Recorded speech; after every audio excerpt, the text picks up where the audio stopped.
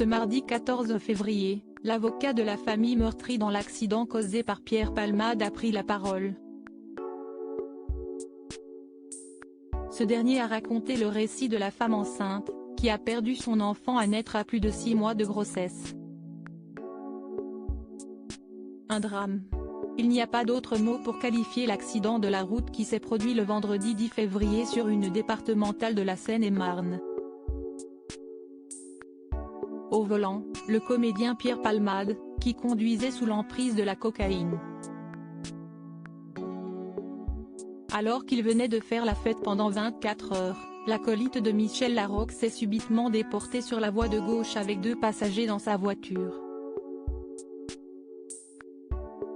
Il est entré en collision avec le véhicule venant en face, faisant 3 blessés, un petit garçon de 6 ans, son père et la belle-sœur de ce dernier, enceinte de 6 mois et demi.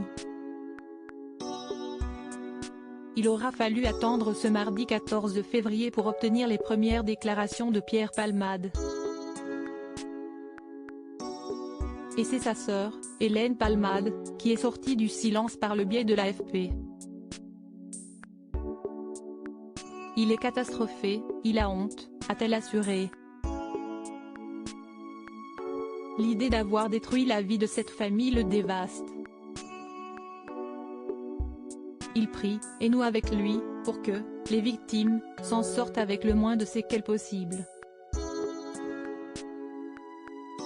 Il prie vraiment. Il ne pense qu'à eux. Il assumera toutes les conséquences de ses actes avec la conscience terrible qu'il ne pourra jamais réparer le mal qu'il a fait. Aussi vain que cela puisse paraître, Pierre leur demande pardon du plus profond de son âme. La victime a tout fait pour sauver le petit garçon de 6 ans dans ce drame, la femme enceinte a perdu l'enfant qu'elle portait. Une petite fille, qui devait naître au mois de mai. Une autopsie va devoir être effectuée, afin de déterminer si le fœtus est né vivant ou non. Selon le résultat que donnera l'expertise, cela pourrait changer la peine que risque Pierre Palmade. Quelques heures après la prise de parole d'Hélène Palmade, l'avocat de la famille des victimes, Mourad Batik, a pris la parole. Les dommages directs et les dommages collatéraux sont sans fin. Ils y sont insensibles d'autant plus que M. Palmade n'a pas l'excuse de l'insouciance de la jeunesse et donc en ce sens ils seront extrêmement attentifs à la réponse judiciaire qui sera apportée, a-t-il déclaré. Il a également raconté le récit de l'accident du point de vue de la femme enceinte.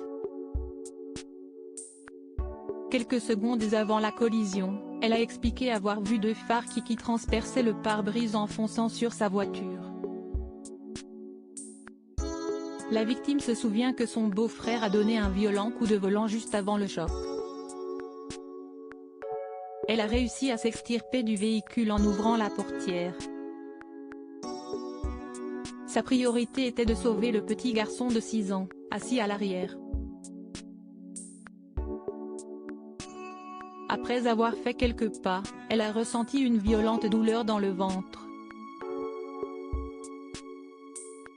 Elle s'est écroulée de douleur, en criant « Mon bébé, mon bébé ». Une petite fille qui n'a pas survécu au drame.